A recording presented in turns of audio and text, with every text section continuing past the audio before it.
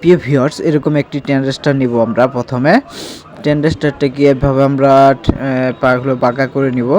নেওয়ার পরে আমরা এরকম একটি ক্যাপাসিটর নিব। ক্যাপাসিটরটি ট্রানজিস্টরের সাথে এইভাবে সোল্ডারিং করে নিব তাতাল দিয়ে।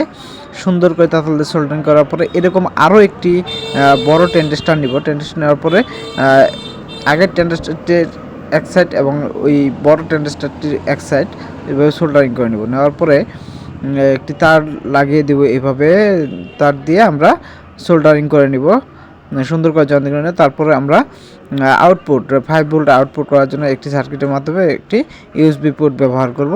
ইউএসবি পোর্টটি আমরা এইভাবে লাগিয়ে নিব। নেওয়ার পর সুন্দর করে সোল্ডারিং করে নেওয়ার পরে আমরা এইভাবে ঘাম দিয়ে ওই ট্রানজিস্টরের উপরে এটাকে সুন্দর করে লাগিয়ে নিব। দেখেন আমাদের লাগানো হয়ে গেছে। এখন আমরা যে কাজটি করব, আসলে আমাদের চার্জ আছে কিনা এরকম বোঝার জন্য একটি লাইট লাগিয়ে নিব। লাইট দেখেন আমরা লাইট লাগাচ্ছি। লাইট লাগানো হয়ে গেছে। লাইটটিকে সোল্ডারিং করার পরে আমরা রেজিস্ট্যান্স দিয়ে আরও একটি সোল্ডারিং করে নিব। এখন ব্যাটারি কানেকশন দেওয়ার জন্য আমরা এইরকম একটি কানেক্টর আমরা লাগিয়ে নিচ্ছি দুই সাইডে। দেখেন লাগানো হয়ে গেছে।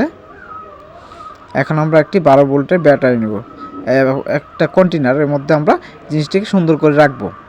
ছোট্ট একটি কন্টেনার নিলে কন্টেনারের মধ্যে এই যে ব্যাটারি সহ দেখেন কানেকশন, এই দেখেন লাইট জ্বলছে, তার মানে ব্যাটারিটাতে পর্যাপ্ত পরিমাণ চার্জ রয়েছে। আমরা এখন 12 ভোল্টের ব্যাটারিতে থেকে 5 ভোল্ট কীভাবে পার করা যায় এভাবে আমরা একটা মোবাইলের কেবলের মাধ্যমে আমরা দেখাচ্ছি। দেখেন ওই যে দেখেন লাল বাতিতে চার্জ নিচ্ছে। এইভাবে কিছুক্ষণ রাখার পর আমরা বুঝতে পারবো যে আসলে মোবাইলটি চার্জ হচ্ছে। তার মানে আমরা আজকে যে ভিডিওটি আপনাদের মাঝে নিয়ে এসেছিলাম সেটি হচ্ছে 12 ভোল্ট থেকে কিভাবে আমরা 5 ভোল্টকে পার করে নেব, আউট করব। 12 ভোল্ট থেকে 5 ভোল্ট। যারা চ্যানেলটি সাবস্ক্রাইব করেনি এখনই সাবস্ক্রাইব করে নেন।